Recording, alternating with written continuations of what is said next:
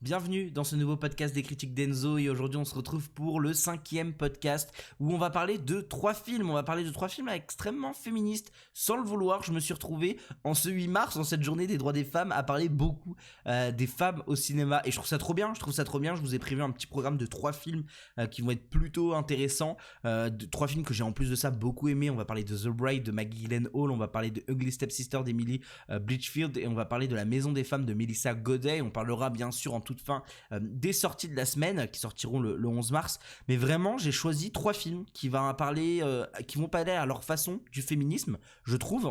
Peut-être The Ugly Stepsister le parle un peu moins ou le parle vraiment en troisième couche quoi. C'est vraiment plus montrer comment les femmes sont représentées à une certaine période et comment on va opposer les femmes une face à l'autre pour un homme.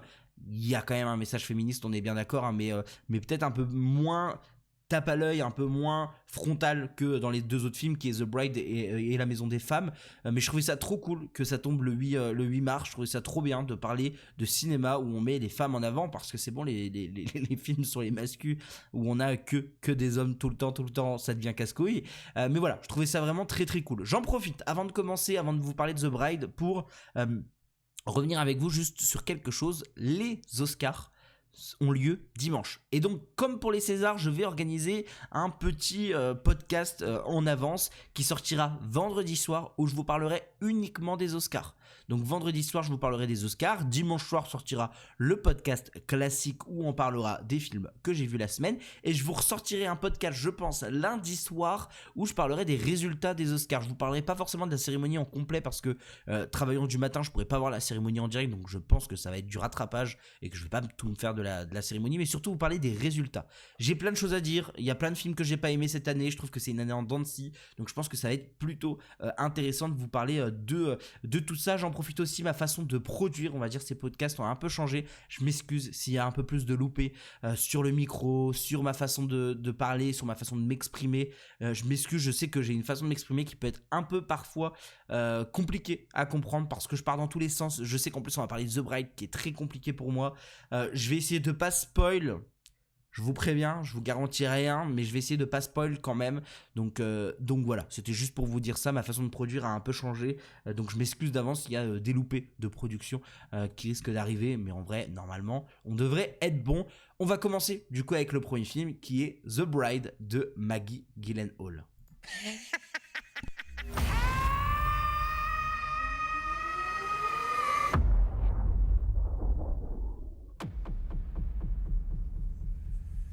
Est-ce que j'étais la même avant l'accident? Ce n'était pas un accident. Chacun de nos gestes était délibéré.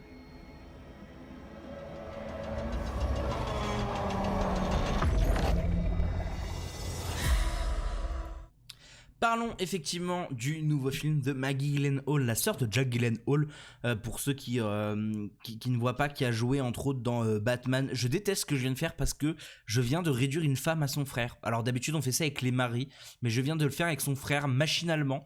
Voilà, exemple de ce qu'on ne veut plus voir de nos jours. Je le dis parce que c'est quelque chose qu'on fait trop souvent, réduire des femmes à un homme connu proche d'eux, alors que Maggie Gyllenhaal est une artiste à part entière, surtout quand on va parler de ce film qui est absolument génial. Et là je sais que les gens qui m'écoutent et qui n'ont pas aimé le film doivent déjà s'arracher les oreilles. J'ai trouvé ce film vraiment très bon. Seul bémol, il y a un problème de scénario. Il y a foncièrement un problème de scénario. Pour faire très court, pour vraiment essayer de faire très court, The Bride c'est quoi? C'est une femme qui va se faire posséder par Mary Shelley. Mary Shelley c'est qui? C'est l'écrivaine qui a écrit Frankenstein. Elle va se faire posséder par cette personne, va dire tout haut ce que les gens pensent tout bas dans un restaurant où il y a un des chefs de la mafia les plus dangereux qui adore tuer des femmes. Elle va dire des choses féministe parce que Mary Shelley va être la conscience féministe de cette fille, et en fait ils vont l'amener à l'extérieur. Son mari va s'embrouiller avec, va la pousser volontairement, va la tuer. Féminicide pour commencer le film, trop bien. Non mais sincèrement c'est hyper important parce que ça veut déjà dire beaucoup de choses sur le film, ce féminicide qui arrive là dès le début. Je pense que ça annonce directement la couleur. On passe à autre chose. Frankenstein va voir une scientifique. Frankenstein, pourquoi Frankenstein? Parce qu'il a pris le nom de son père, qui est Frankenstein. Donc c'est pas le monstre de Frankenstein ou la créature de Frankenstein. Trop long à dire. Il va voir une scientifique et demande clairement à ne plus être seul, à trouver une femme et à faire vivre une morte pour que ça devienne sa femme. Et c'est hyper intéressant parce que on peut lire entre les lignes que clairement il a juste envie de Ken. On peut lire aussi entre les lignes que il veut une femme pour son rôle de femme, pas dans le sens femme la personne, mais pour son rôle de femme dévouée à un homme, et que déjà là il y a un problème au niveau du message. Je pense que là on est tous d'accord pour le dire, que au niveau, en tout cas au niveau du message, en tout cas au niveau de ce que Frankenstein fait circuler comme information, il veut une femme pour avoir une femme, quoi. Et ce qui est ce qui rend un peu le côté objet à cette femme. Sauf que le film va prendre un contre-pied hyper intéressant, c'est qu'ils vont ressusciter cette femme là, donc celle qui a été tuée par son mari. Elle va se réveiller sans comprendre un peu ce qui se passe. On va lui dire qu'en fait elle a vécu un accident, que elle est remise que du coup elle a été remise à la vie, qu'elle a vécu un accident, mais qu'elle se souvient de plus rien. Ce qui permet à Frankenstein de se faire passer pour son mari. Et c'est là où encore c'est un peu délicat. Vous voyez, c'est un peu, on est en mode les hommes on souffle. Et en fait, il va se créer de tout ça une histoire d'amour entre les deux, une histoire réellement d'amour entre les deux, et va surtout se créer un espèce de Bonnie and Clyde, dans cette même idée de road trip où ça va tuer des gens pour la cause du féminisme. Et ça va même créer un mouvement. Il va avoir un truc un peu à la Joker à la fin de Joker 1. Alors là, c'est un mouvement de mascu, donc c'est un peu moins intéressant, un peu plus grave. Là, c'est un vrai mouvement féministe qui est hyper intéressant, du soulèvement des femmes dans les années 30. Très intéressant, vraiment très intéressant. Maintenant, il y a un problème de scénario sur le fait qu'on est sur un film qui parle de féminisme. Et là, c'est frontal, c'est premier plan. On te dit que c'est un film féministe. On a Mary Shelley qui s'occupe de faire cette conscience féministe à ce personnage de The Bride. Bon, déjà, ok. Déjà, voilà. Le problème, c'est qu'il y a une romance. Il y a une romance qui est mise sur le même plan, sauf que c'est une romance, c'est pas une romance salut ça va, oh je t'aime bien, bon bah vas-y on va tuer des gens ensemble pour le plaisir, pour la beauté du féminisme. Non, il y a quand même un mensonge très important dans cet amour là, dans cette histoire d'amour là, c'est qu'il lui dit qu'ils se connaissent d'avant, qu'en fait ils sont en couple d'avant. Et sauf que c'est pas le cas, ils se connaissent pas et il a juste ressuscité parce qu'il cherchait une femme. Donc il y a un vrai gros mensonge qui est hyper toxique. Et heureusement, ils vont pas sur le terrain. Enfin, pour moi, il y a toute une scène où elle montre clairement qu'elle a envie de Ken avec lui et que lui refuse. Heureusement, parce que là, on aurait été sur quelque chose d'encore plus grave. Et le problème, c'est que traiter ces deux histoires, donc la romance classique, je précise bien la romance classique parce que ce genre d'histoire de romance où il y a un mytho et qu'il faut pas que la femme l'apprend, c'est vraiment la base de la comédie romantique. Il y a une comédie romantique qui s'appelle Avignon qui est sortie l'année dernière dans le cinéma français. C'est toute cette base. C'est il y a un mensonge, faut pas qu'elle l'apprenne, faut pas qu'elle l'apprenne, faut pas qu'elle l'apprenne.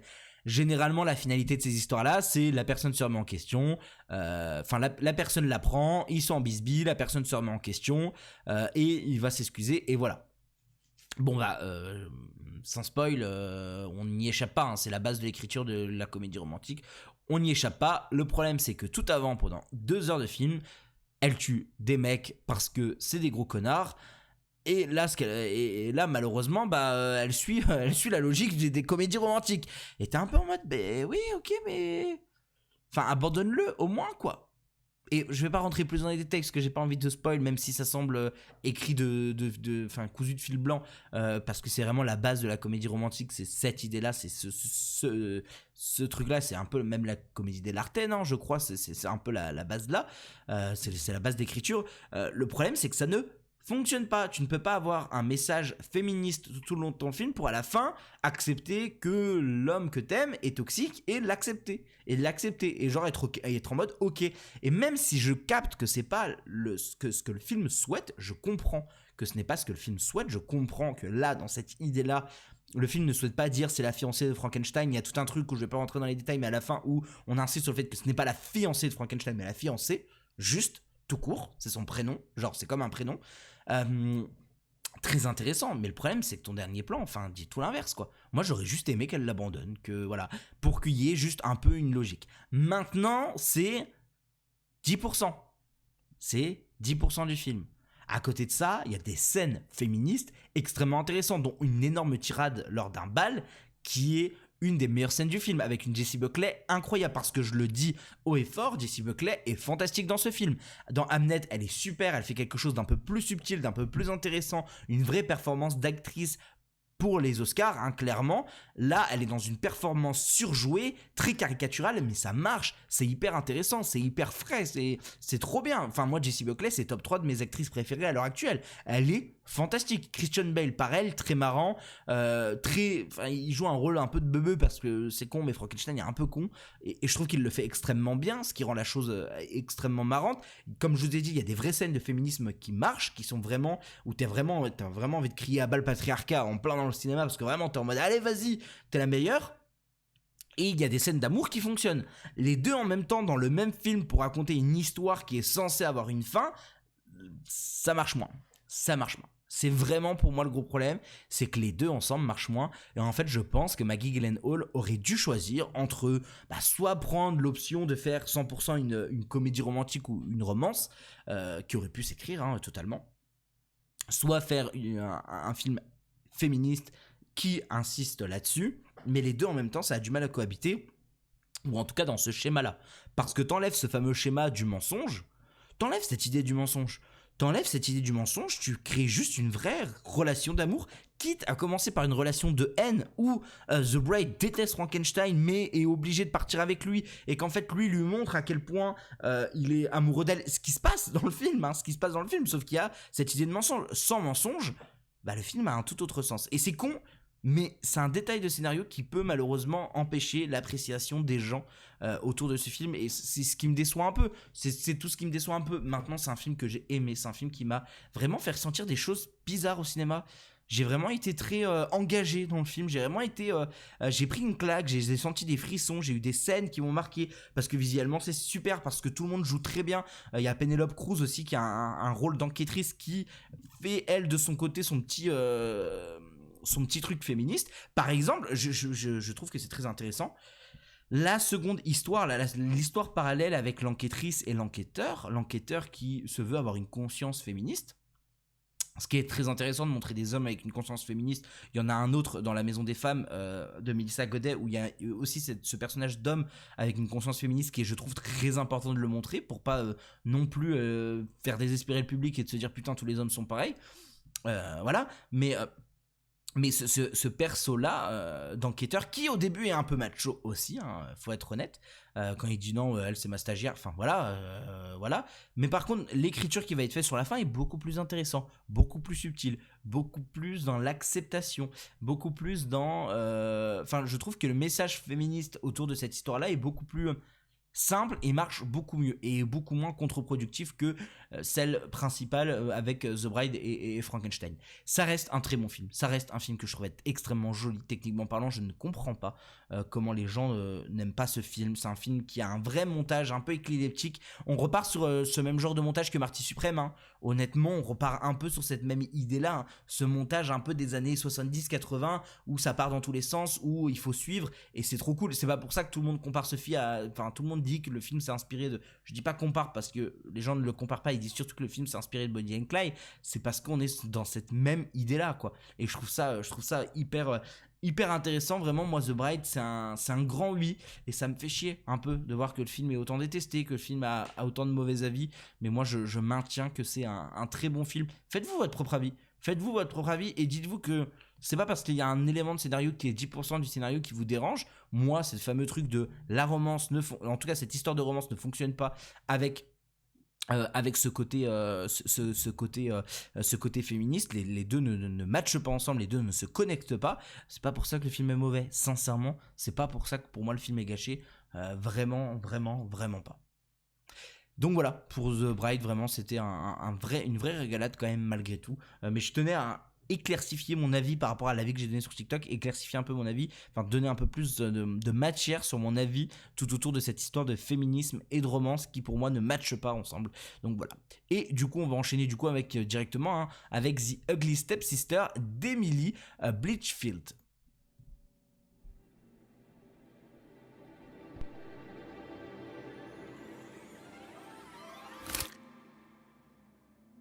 Elle vous va?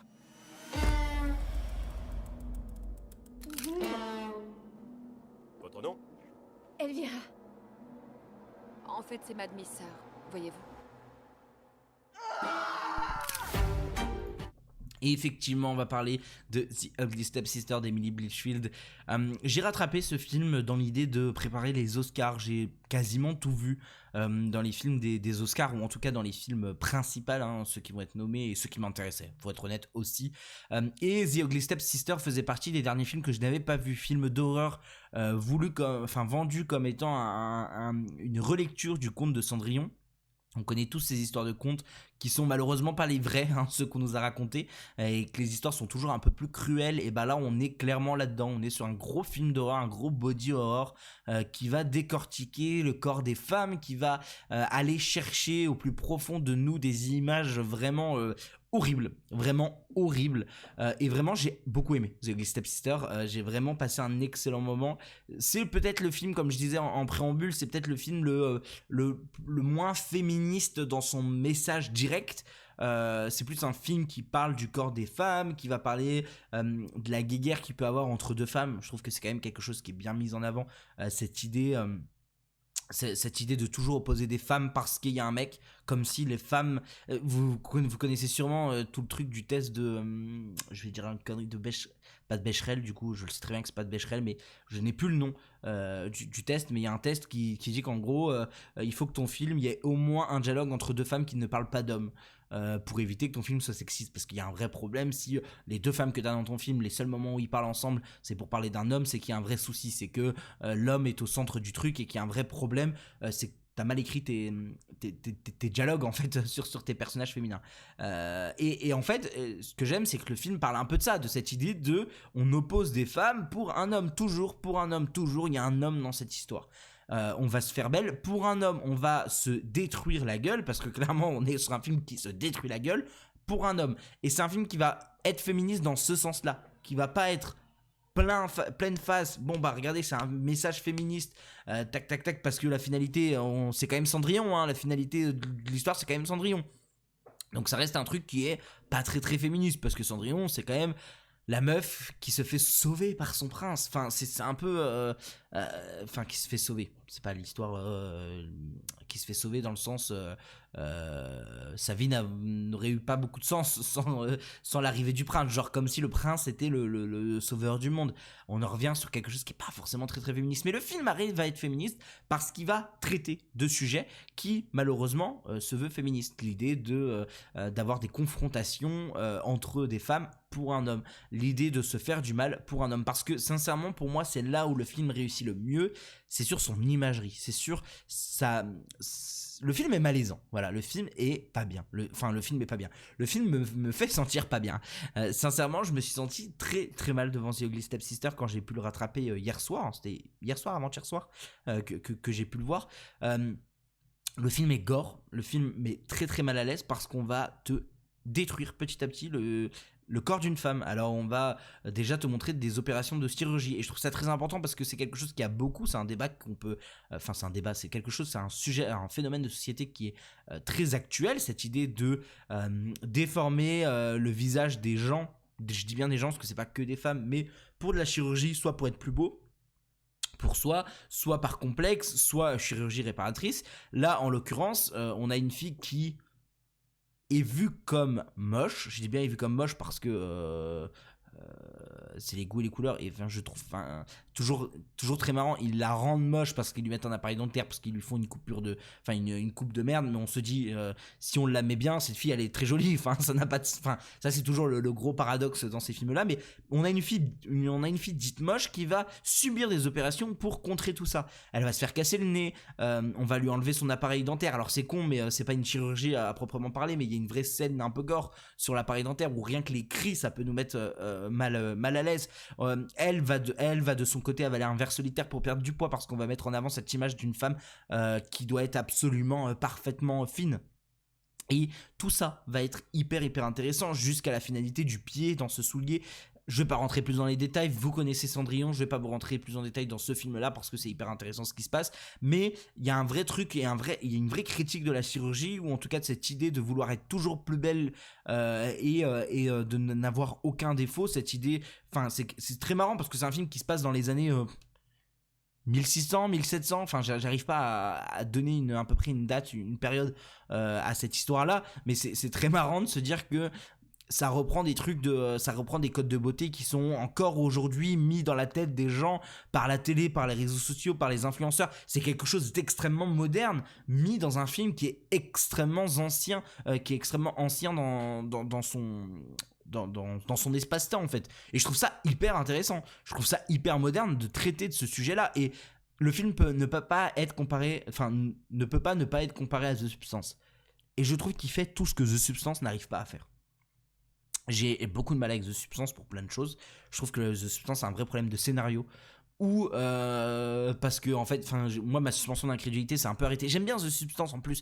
C'est juste que ma suspension d'incrédulité c'est un peu cassé avec le temps parce que tout le long du film on te dit qu'ils peuvent être qu'une seule personne à vivre. À la fin ils sont les deux et ils se détruisent la gueule. Bon bah pour le plaisir des yeux effectivement, mais voilà.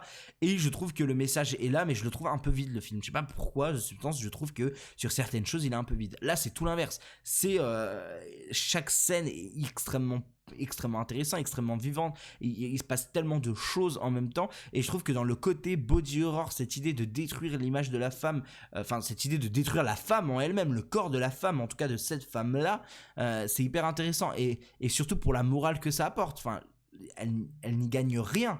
Cette personne à faire ça, elle n'y gagne rien, elle ne gagne même pas le respect de sa mère il y a tout un truc autour de la toxicité d'une mère de la mère en tout cas, de cette mère là qui veut vivre à travers sa fille, qui est hyper intéressant, qui est aussi un débat d'actualité hyper intéressant. Et vraiment cette idée d'être parfaite, cette idée, et c'est très marrant parce qu'au début c'est une idée de la mère de vouloir une fille parfaite pour plaire au prince, et ça se transforme très rapidement en c'est une envie d'elle-même d'être parfaite pour le prince, et surtout de battre la meuf qui est censée, ta rivale qui est là en l'occurrence ta demi-sœur, de battre ta demi-sœur parce que tu sais qu'elle est plus belle que toi, parce que tu sais qu'elle a toutes ses chances, parce que tu sais que, parce que tu la détestes en plus. Et c'est là où la dualité, la confrontation des femmes pour un homme est hyper intéressant aussi. L'idée d'être parfait, de la chirurgie, vraiment, et c'est même extrêmement intéressant dans la réalisation parce que bon, déjà c'est extrêmement joli, extrêmement bien réalisé, les images d'horreur vont être vraiment très très bien, la mise en scène très très cool, costume et maquillage, hein, j'espère qu'ils vont gagner aux Oscars parce que c'est vraiment très très bien. Mais ce que je trouve fou, c'est que on va faire plein d'images, c'est un vrai truc d'imagerie. Moi je repense au plan de fin où les deux se retrouvent la tête à l'envers et ils se rendent compte que une et l'autre, c'est vraiment très très intéressant. Je vais pas rentrer plus en détail pour éviter de vous spoil, mais il y a un bout d'un moment, on va carrément animaliser la femme pour vraiment appuyer ce côté soumis à l'homme. C'est cette femme qui se détruit la vie depuis 3 ans pour plaire au prince, depuis 3 ans, depuis 3-4 mois, cette fille qui se détruit la vie pour plaire au prince. Je dis bien cette fille en vrai parce que c'est même plutôt une fille, elle est mineure, et je trouve ça encore plus intéressant de voir parce que ça parle encore plus de la manipulation. Mais un bout d'un moment, elle va faire le chien devant le prince pendant le bal pour montrer sa soumission. Alors c'est pas directement frontalement pour montrer sa soumission, mais c'est comme ça que tu l'interprètes, et je trouve ça hyper intéressant parce que putain, c'est pas comme ça que devrait marcher la vie, quoi. C'est pas en montrant ton côté soumis que tu vas plaire à un homme, ou en tout cas si c'est le cas, il faut vite arrêter ça. C'est une aberration, ce n'est pas normal. Il y a un vrai problème là-dessus qui est soulevé, et je trouve ça hyper intéressant de comment on va t'amener un message féministe via des scènes chocs, des événements, via tout ça. Vraiment, c'est The Ugly Stepsister, pour moi c'est vraiment un grand oui. Et c'est une belle surprise, une vraie grosse belle surprise dans ce que ça raconte. Je vous invite tous à le voir, à le rattraper pour les Oscars si c'est pas le cas, disponible sur MyCanal. Et gros coup de gueule, j'en profite, MyCanal qui est en qualité 320p qui est en qualité vraiment 480p sur les ordinateurs. C'est quoi de ce système de streaming? On en parle 2 secondes, j'ai dû aller sur ma télé. Alors bon, c'est toujours mieux de regarder un film sur une télé. En fait, je me concentre moins bien quand je regarde un film sur ma télé. Bon, très personnel. Mais putain, j'ai dû aller voir là-bas le film pour le voir en bonne qualité parce que sur mon PC, il était tout flou. Et genre, je trouve ça fou qu'un système de VOD soit aussi merdique, quoi. Mais ça, c'est un autre débat. C'est un grand autre débat qu'on pourrait avoir pendant des heures. Mais à la place de ce débat-là, je vais vous épargner ce débat-là. On va plutôt parler d'un film que j'ai trouvé extrêmement et très très très bon. C'est La Maison des Femmes de Mélissa Godet. La Maison des Femmes, bonjour. Alors, c'est Amina, c'est ça? C'est un espace pour elle, pour qu'elle puisse penser à autre chose. Et là, on donne tout. 3, 2, 1. Notre structure est menacée de fermeture à moyen terme. Et elles font quoi du coup les patientes sinon on ferme? Il faut qu'on devienne inévitable. On va pas se laisser faire, croyez-moi. Je sors du film, je sors là du film il y a très très peu de temps. C'était génial. C'était absolument génial. C'est un peu spécial parce que la sensation que j'ai eue en sortant du film était très très forte. De quoi parle La Maison des Femmes? On va essayer de revenir au principal. C'est un peu compliqué pour moi de vous parler de ce film parce que je l'ai vraiment trouvé extrêmement fort. Il m'a vraiment extrêmement perturbé.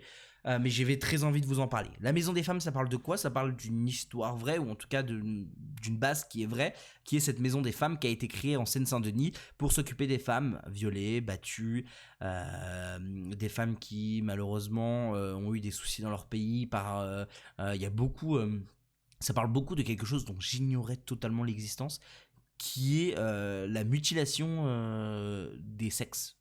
J'ai appris pendant ce film que dans certains pays, on mutilait le sexe de la femme. Et je trouve ça aberrant, mais enfin, ça, ce n'est pas le sujet, mais je trouve ça assez fou.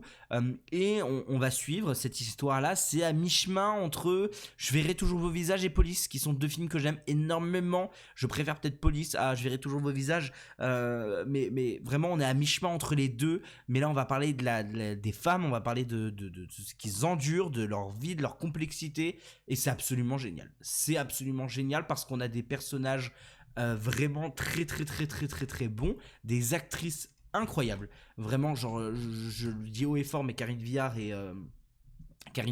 est une actrice que j'aime énormément, et tout le reste du casting. Je pense à Laetitia Doche qui est trop trop chouette dans le film, je pense à Oulaya Amamra, je crois que c'est son nom de famille, qui est génialissime dans le film. S'il y a bien une personne qui doit choper un second rôle l'année prochaine, au César de l'année prochaine, c'est elle.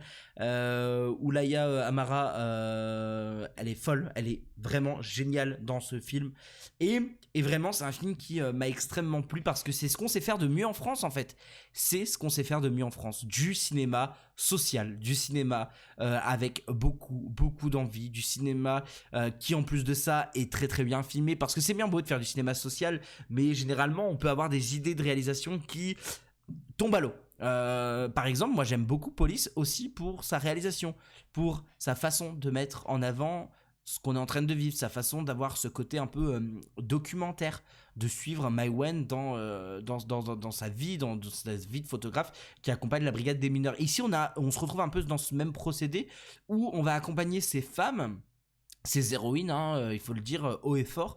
On va accompagner ces héroïnes dans leur quotidien, dans leur envie d'aider d'autres femmes, dans cette envie de sauver la Maison des Femmes, parce que la Maison des Femmes est en péril dans le film. Elle est à deux doigts de fermer parce qu'il n'y a plus de thunes et que l'État ne donne plus de thunes. C'est un film qui dénonce vraiment l'idée de l'État de donner de la thune plutôt à la défense que dans ce service-là, qui est extrêmement important. Donc on va vraiment suivre une Karine Viard par exemple qui va essayer par tous les moyens de choper d'autres financements, et c'est hyper intéressant de voir comment je vais faire attention aux termes que j'utilise, mais comment on commercialise le malheur des gens, et c'est pas dans le sens négatif du terme, c'est dans le sens comment malheureusement on est obligé de créer, il y a tout un dialogue là-dessus, comment on est obligé de créer une image de marque, comment on est obligé de créer un storytelling pour avoir des subventions, pour avoir des... Et je trouve ça hyper intéressant de comment c'est abordé, de comment c'est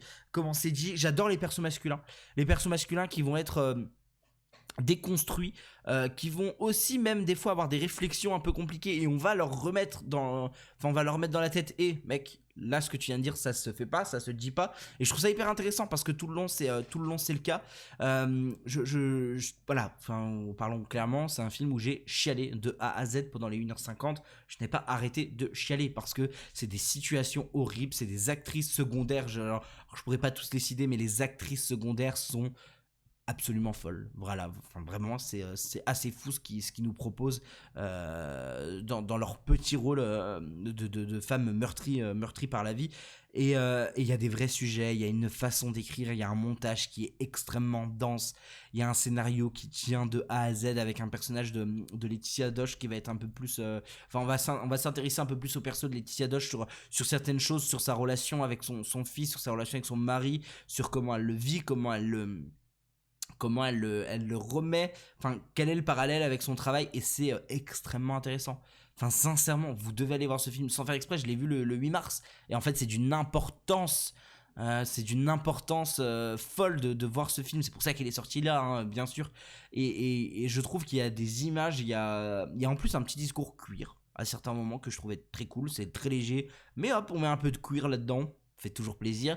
On a une finalité de film qui est grandiose. Enfin, je rentrerai pas plus dans le détail, mais ça m'a fait chialer de toutes mes forces, tellement c'était fort, tellement que c'était intelligent dans la façon de raconter les choses. Le personnage, pareil, de Wilaya Amamra est hyper intéressant dans sa construction, dans son histoire avec sa mère. Je rentrerai pas plus dans les détails pour éviter n'importe quel spoil. C'est très léger, mais c'est hyper intéressant. La Maison des Femmes, c'est trop bien. Enfin, vraiment, le cinéma français est exceptionnel. Les actrices françaises est exceptionnel. Et du coup, ça me fait juste penser à un truc. Il y a une de Télérama qui a fait qui a fait le tour de la France il y a pas très longtemps là. Cette une de Télérama où on dit toujours les mêmes.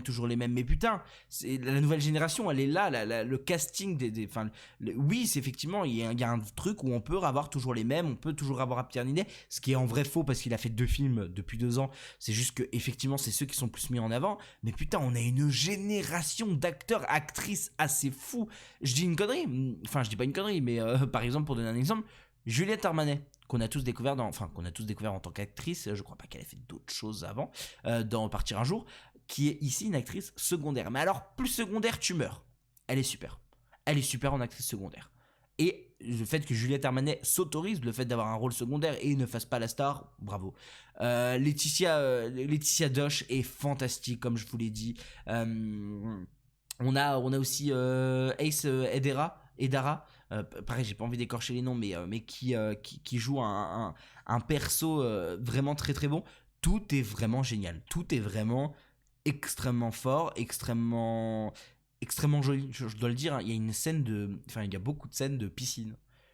J'adore quand ça filme la piscine parce que c'est le moment de dire hop, tenez, je vous donne des petites belles images à vous mettre sous la dent parce que c'est ça aussi le cinéma français et c'est très très joli. J'aime tout, j'aime la façon dont c'est raconté, j'aime les histoires secondaires, j'aime le procédé, j'aime le cinéma français, sincèrement.